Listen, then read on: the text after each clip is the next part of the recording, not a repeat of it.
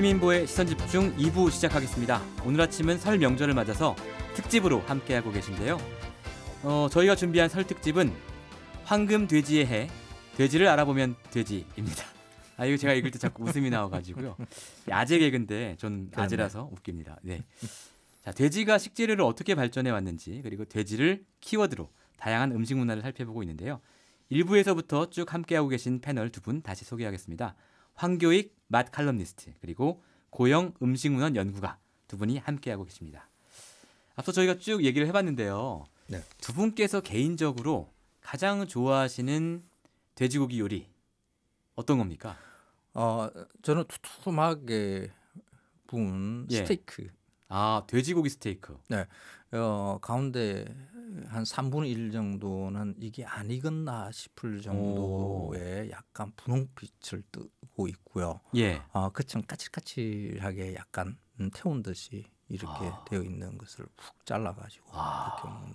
지금 황교익 선생님 말씀하실 때 스테이크. 먼 산 바라보듯이 이렇게 돼지고기를 상상하시면서 애잔한 눈빛으로 말씀하셨어요. 그 돼지고기 스테이크 하는 그 집들이 그렇게 많지가 않아요. 이제 우리 그 삼겹살 집에 가면 가끔씩 이제 목살을 아주 두툼하게 해서 이렇게 구워서 먹거든요. 그걸 저는 스테이크다 생각하고 이렇게 먹는데 고기 얇게 썰어서 굽는 것보다는 두툼하게 쓰는 게.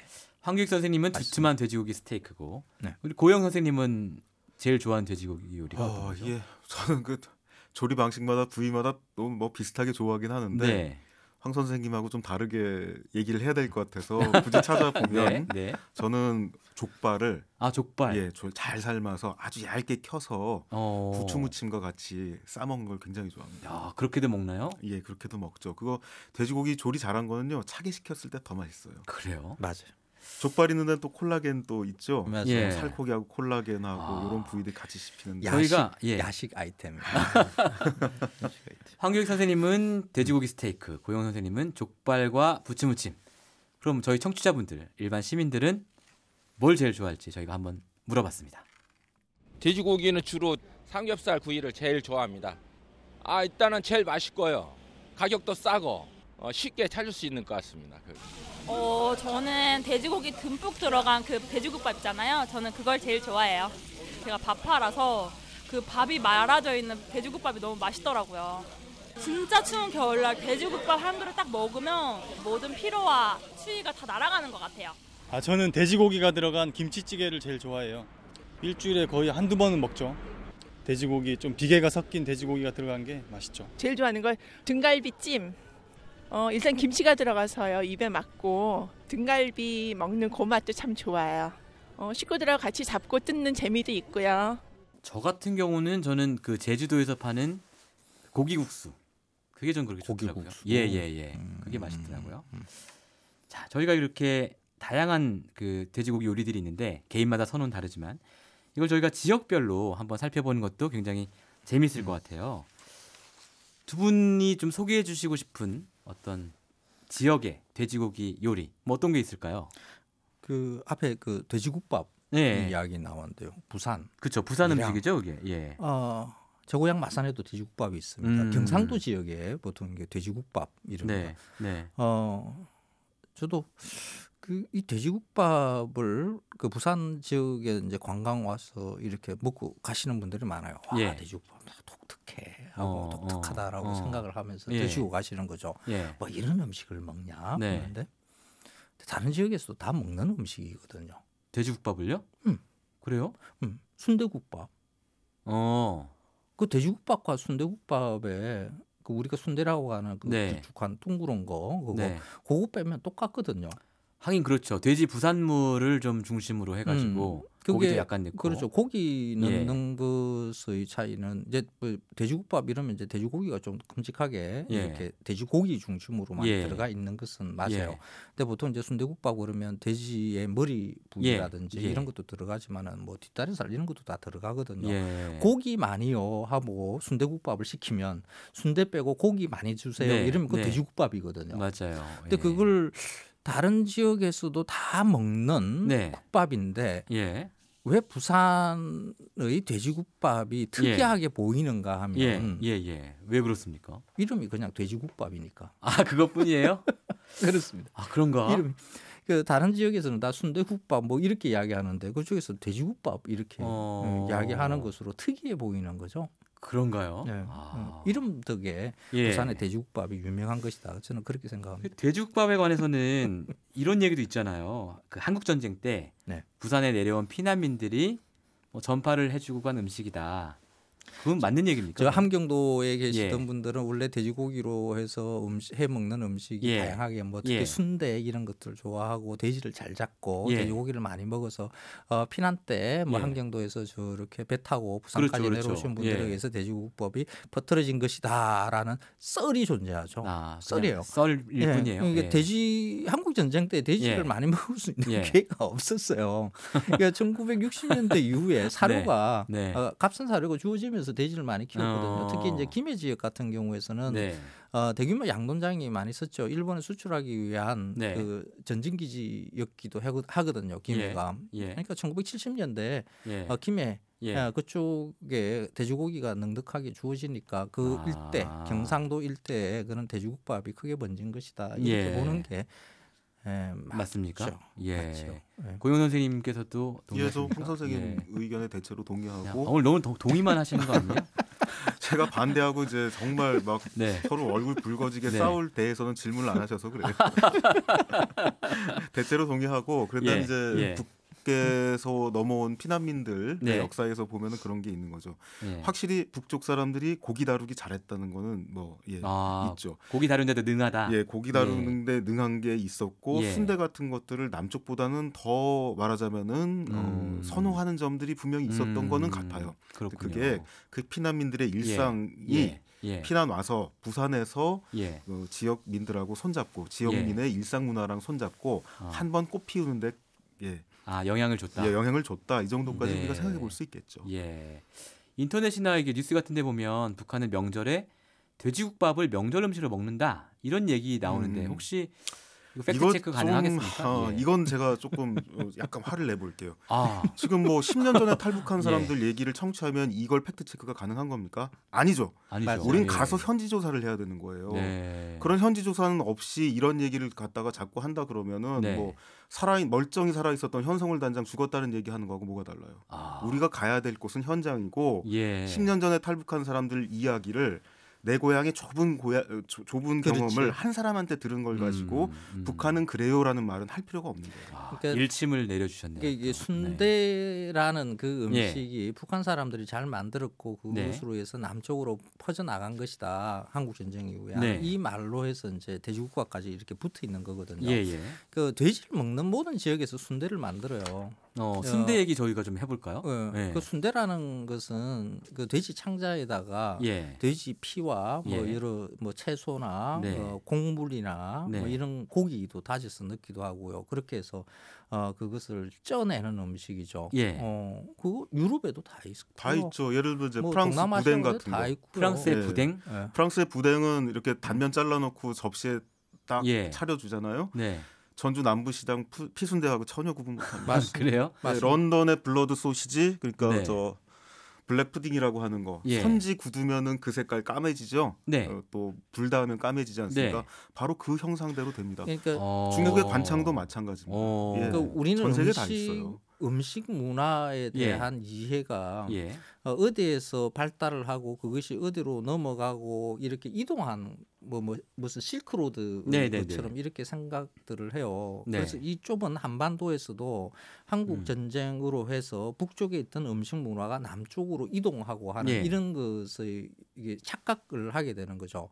그냥 돼지를 키운 모든 지역에서는 애부터 순대를 먹었다라고 이렇게 생각하면 돼요. 그 순대라는 음식이 뭐 고도의 기술을 요구하는 물론 뭐 맛있게 하려고 그러면 기술이 필요하겠죠. 그런데 발상 자체가 그렇게 어려운 게 아니거든요. 내발 진승이 있으면 선지는 어마어마하게 중요한 자원이에요. 선지를 어떻게 버립니까? 그거 먹어야 돼요. 먹어야죠. 내장이 어마어마하게 중요한 또 식료품이죠. 그걸 어떻게 그냥 버립니까? 살코기만 먹고 버린다라는 거는 그거는 뭐 살코기만 발라내서 정육해서 먹는다는 건 최근의 얘기고 아득한 옛부터 지금까지 지구상 어떤 민족이나 네발 짐승의 선지와 예. 창자를 귀한 식료로 생각했고 잘 먹으려고 노력했습니다. 저는 어르신들한테 우리 민족이 좀 없이 살아가지고 아유 그렇지 않아요. 네발 짐승의 선지하고 창자는 내장과 피까지 다 먹고 세련된 서양 사람들은 고기만 먹는다 이런 얘기 들었었는데 서양이 더 내장 음식 지금 한번 살펴보세요. 네. 그 돼지부터 소 뭐 양 해서 그 창자 이용하는 거, 간 같은 거 잘 쓰는 거는 오히려 우리가 구이일변도에서 자꾸 잃어버리고 있는데 머리에서 발끝까지 심지어 콩팥에서 허파, 폐까지 유럽이 훨씬 더 적극적으로 잘 쓰고 있어요. 지금 현재로 보면. 그 아까운 고기를 왜 버려요? 왜 버립니까? 못 버립니다. 다 먹어야죠. 근데 실제로 이제 아까 뭐 프랑스의 부댕 말씀해 주셨는데 가격은 그게 훨씬 비싸죠. 부댕이. 아니 뭐 그렇지도 않아요. 그래요? 그냥 그것도 아주 그냥 수수한 음식이에요. 평범한 서민 음식. 그렇죠, 서민 음식이죠. 수수한 시장에 음식이에요. 파는 음식. 아 그래요. 수수한 음식이고 그것도 프랑스를 역시 안 가봐가지고 대도시 깍쟁이들은 그거를 냄새 난다고 하는 사람도 있더라고. 향토에서 또 그 대도시 깍쟁이들은 못 먹겠지. 이렇게 누린내 나서 못 먹니? 뭐 피냄새 나서 못 먹니? 하면서 우리하고 똑같습니다. 하여튼 지금 두 분이 강조해 주신 게 순대의 보편성. 순대의 범세계적 보편성을 말씀해 주셨는데 이게 또 아무리 그래도 지역마다 좀 다른 게 있잖아요. 우리나라만 해도 무슨 아바이 순대니 속초에 뭐 병천 순대니 천안에 뭐 신림동 순대 뭐 이런 게 있잖아요. 조금씩 다르기는 해요. 네. 그 옛날에 이제 신림시장 자리에 있는 것인데 네. 원래는 이제 그 신림시장에서 할머니들이 그냥 좌판에서 번철 깔아놔 놓고 순대, 채소, 당면 뭐 기타 등등 넣고 그 양념, 가전 양념에서 볶아서 내는 그런 음식이었죠. 순대볶음. 순대볶음입니다. 그래서 이제 그 신림시장이 없어지면서 그 옆에 이제 건물 2개 건물이요. 그 안에 이제 그분들이 들어가서 지금도 파시는데 정확하게 보자 그러면 이제 순대볶음이 맞고요. 그렇죠. 순대보다는 채소가 더 많죠. 맞아요. 양배추 막 이런 거 넣어가지고. 그래서 가격이 쌉니다. 네. 근데 제가 며칠 전에 안 그래도 후배들하고 밥을 먹다 순대를 시켜 먹었는데 순대를 어디에다 찍어 먹느냐 이거 가지고 얘기가 나왔어요. 저는 이제 서울에서 주로 자랐기 때문에 소금하고 고추장 약간 섞인 고기다 찍어 먹는 것만 먹었는데 경상도에서 온 친구는 막장에 찍어 먹는 게 맞다 하고 이건 처음 알았는데 전라도에서 온 친구는 초장에 또 찍어 먹더라고요. 그리고 간장 찍어 먹는 데도 있대요. 뭘 찍어 먹는데 어떻겠습니까? 지역별로 뭔가 이게 지역별이라고 하는 것도 섬세한 관찰을 해보면 꼭 그렇지만도 않아요. 아 그렇습니까? 네. 그렇죠. 집안마다 또 다르고 개인마다 다른데 그걸 지역을 특정해 버리는 거는 관찰을 덜해서 그래요, 사실은. 죄송합니다. 제가 경상도 출신인데 그 어릴 때 제가 먹었던 것을 막 기억을 막 더듬어 봤어요. 순대를 어떻게 먹었는가. 그냥 굵은 소금에 찍어 먹었어요. 아 그렇습니까? 근데 어느 텀인가 경상도에서는 막장 찍어 먹는다라는 게 이게 보편적인 일인 것처럼 그렇게 막 돌더라고요. 경상도에서는 그렇다. 부산에서는 그렇다.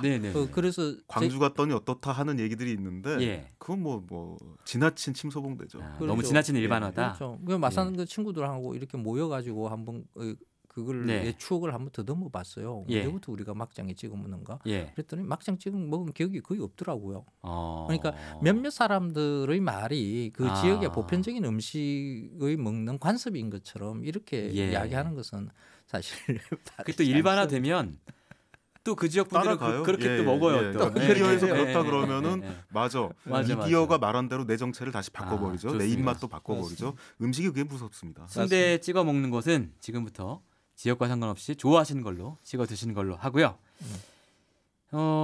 그 제주도 얘기도 좀 해봐야 될 것 같아요. 왜냐하면 아까 고 선생님께서 그 가장 그 3세기에 위지 동이전에 제주도 사람들이 돼지를 많이 키운다라는 기록도 있다고 할 정도로 잘 키웠을 뿐만 아니라 길러가지고는 육지로 나와서 매매를 했다. 그러니까요. 여기까지 기록이 남아 있으니까 그럼 저희가 추정해 볼 수 있는 건 제주도에서 돼지고기 요리가 굉장히 발달했을 것이다라고 또 추정할 수 있는 거 아니겠습니까? 옛날부터 키웠으니까. 돼지고기에 적응하려고 노력을 많이 했다.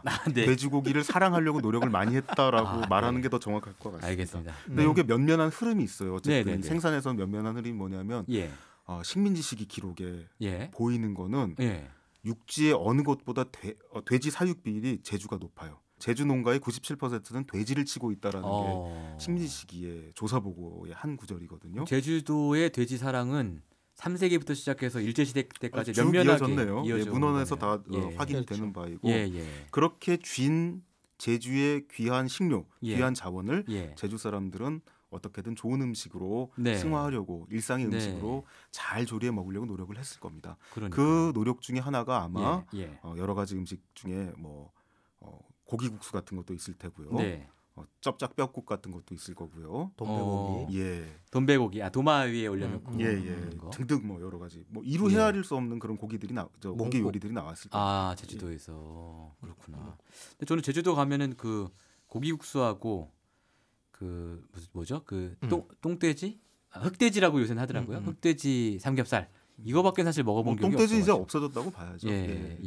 제가 똥돼지를 제가 거의 마지막에 먹어본 경험이 있는데요. 1998년, 7년 이쯤 이제 제주의 시리산에서 실제로 이렇게 한 마리 20만 원을 주고 그걸 잡아서 이렇게 여러 사람 같이 이렇게 한번 먹어본 적이 있어요.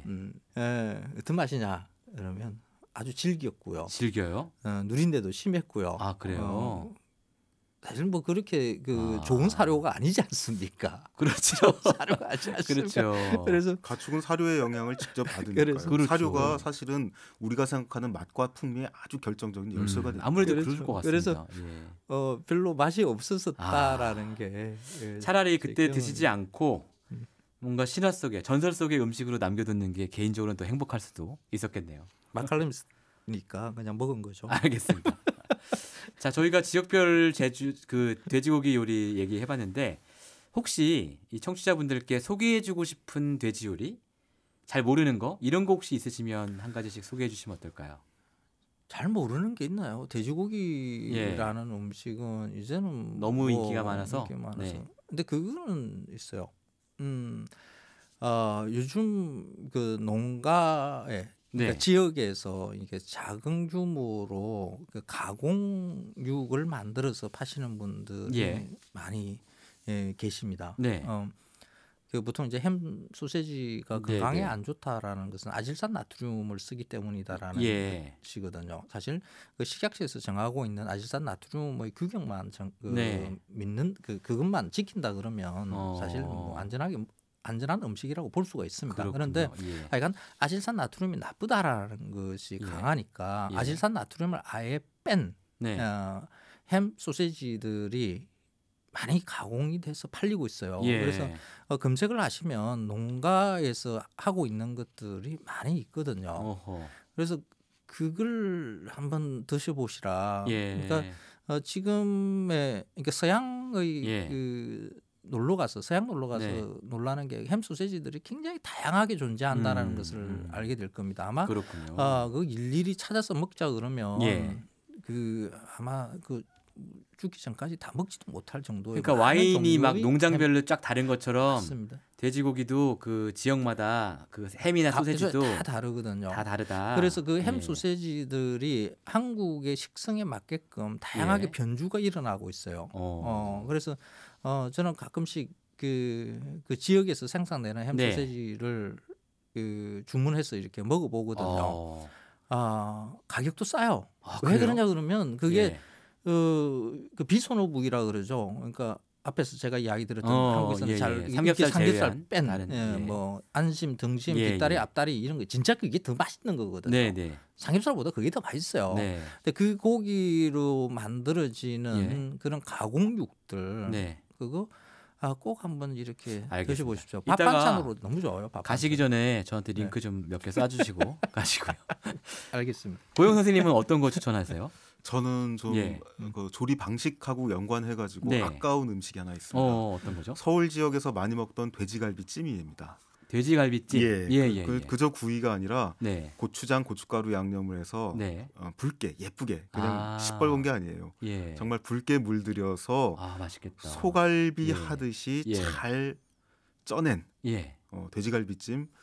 이거 뭐라고 표현하기 어려운 좋은 맛이 있습니다. 그리고 옅은 고춧가루, 고추장 양념하고 손을 잡고 돼지고기 특유의 맛을 확 끌어올려줍니다.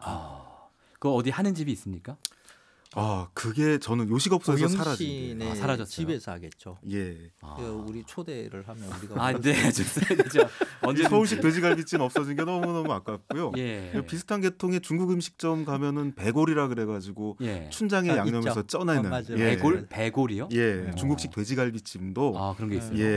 그러니까 기본적인 아이디어는 공유하는 찜 요리라고 생각하는데요. 그렇죠. 돼지갈비를 그냥 구이로만 너무 지나치게 구이로만 볼 게 아니라 찜 요리로 즐기는 것도 방법 중에 하나죠. 그러니까 찜이라고 하면은 소고기 갈비찜만 항상 생각하는데 돼지도 찜 요리가 돼지갈비찜 진짜 기가 막힙니다. 자, 그리고 두 분은 이제 음식의 역사와 흔적 연구하시는 분이니까 이런 질문도 드려보겠습니다. 혹시 돼지를 이용한 이제 음식 중에서 우리가 좀 잘못 알고 있거나 사실이 아닌데 정설처럼 알고 있는 것들이 있는지 이런 부분을 저희가 짚어볼 텐데요. 일단 첫 번째가 돼지고기는 무조건 좀 살찌고 건강에 안 좋은 음식이다. 이런 편견이 있거든요.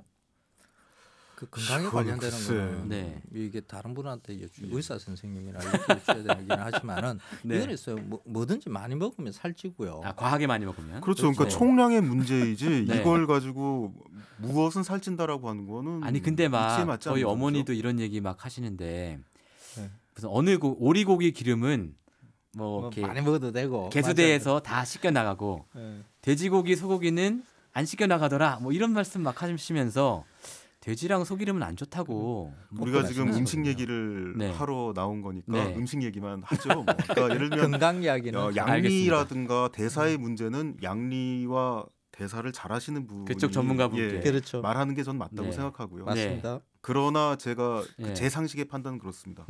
이거 결국 음식은 총량의 문제다. 내 몸에 맞게 잘 조리해서 먹도록 하자. 그것 외에 다른 얘기가 더 필요하겠습니다. 알겠습니다. 자, 그리고 아까 황 선생님께서는 삼겹살에 대한 어떤 우리의 잘못된 편견, 한국인들이 전통적으로 이건 좋아하는 거 아니다. 이런 지적하셨는데 이거 말고 또 우리가 잘못 알고 있는 게 있다면요? 제가 이렇게 살펴보면 문헌 안에서 돼지고기 음식 다양하게 존재합니다. 조리법도 아주 다양했습니다. 간장간만 쓰지 않았고 젓국간도 아주 본격적으로 잘 썼고요. 어려서 기억해 보면 그 서울식 돼지갈비찜이라고 하는 건 굉장한 매력 있는 음식이었어요.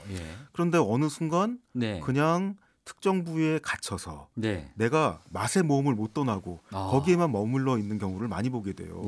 삼겹살이 최고다 해서 그치지 말고 조금 더 조리법이라든가 부위에서라든가 맛의 모험을 좀 찾아 떠나가 볼 계기를 찾는다면 좋겠어요.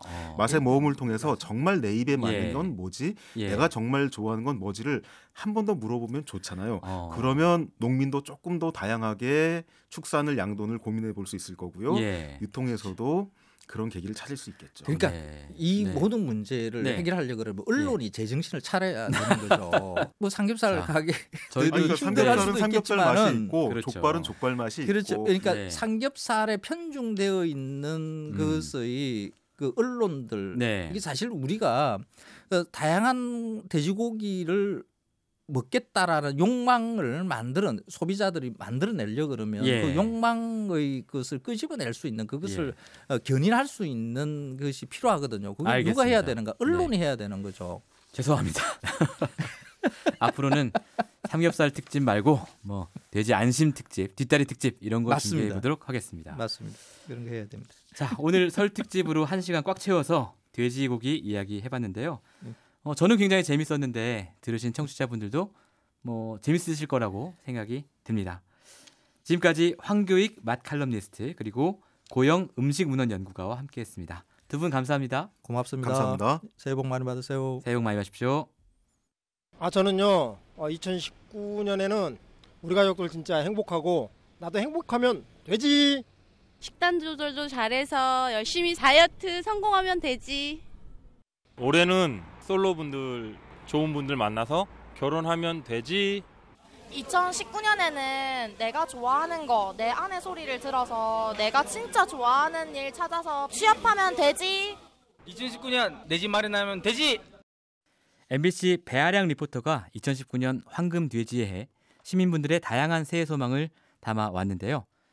저의 올해 소망은 특종하면 돼지입니다. 전 기자니까요. 큰 특종을 하고 싶고요. 청취자분들도 소망하시는 바 모두 이루시는 한 해가 되셨으면 합니다. 저는 내일 아침에 다시 돌아오겠습니다. 감사합니다. 평일 아침 7시 20분 시민보의 시선 집중.